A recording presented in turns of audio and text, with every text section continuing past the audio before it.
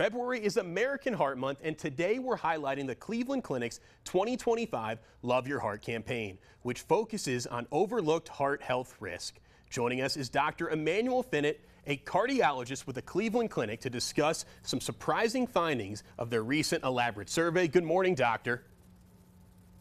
Good morning. Thank you for having me. Hey, it's great to have you on Loving Living Local. So you just compiled this detailed survey. What was the methodology and what resonates with you most as you look at the results?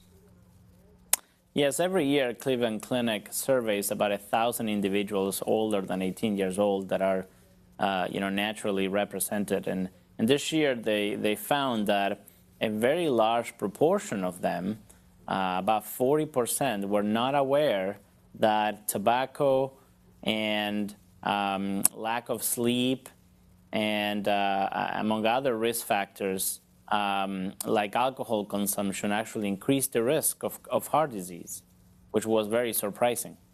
Well, Doc, you mentioned alcohol, tobacco, and sleep deprivation aren't healthy for the heart. So what steps can we do as people here to raise awareness and to minimize those risks? But exactly what we're doing now, first and foremost, trying to educate the population as much as we can, like we do through media currently, but also through a direct and close relationship with our primary care physicians or cardiologists, so we can actually educate ourselves and take action on your own health.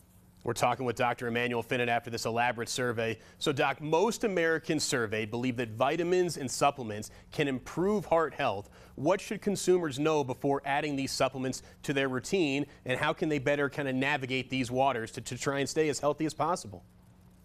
Yeah, these results were really fascinating. About 90% of people we survey were or have been in nutritional supplements or vitamins. The vast majority of them believe that they're good for the heart.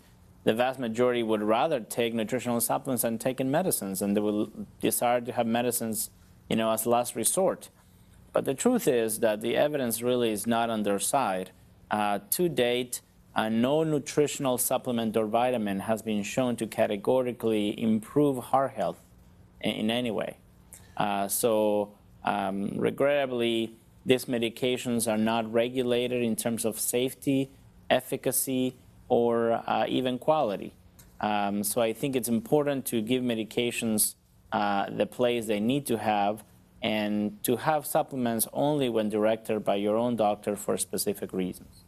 You know, it's interesting you mentioned the medication. The survey also highlights a significant gap in medication adherence, with 62% of Americans, Doc, admitting to skipping doses of heart medications. What are the long-term consequences of this, and why would you even think about skipping your medications? Why people should be trusting professionals like you, right?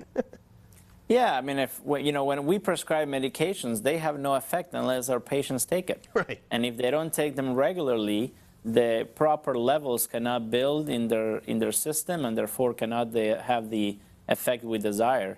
And it's surprising that so many patients or people would rather take supplements consistently but skip on their medicines.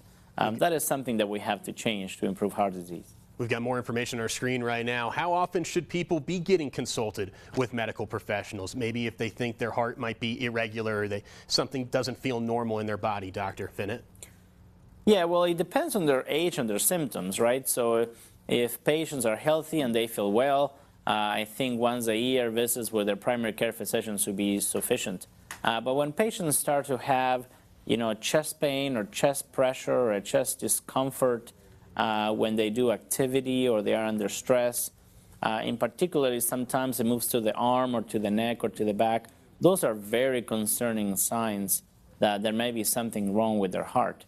Also, shortness of breath, increased shortness of breath or swelling in the legs, those are very important. So have a regular follow-up with the primary care physician or cardiologist. And let's not forget our risk factors. Like we have to control our patients that have diabetes or high cholesterol, hypertension. Those are things that need to be under control as well. This was a lot of info in a short amount of time. Where can viewers go to get more information if they're really intrigued here, Doc? They can go to www.clevelandclinic.org/loveyourheart. February is American Heart Month. You are one of the heroes in the front line. We certainly do appreciate it, Doctor. Thank you again, Dr. Finet, for your time. Thank you for having me again.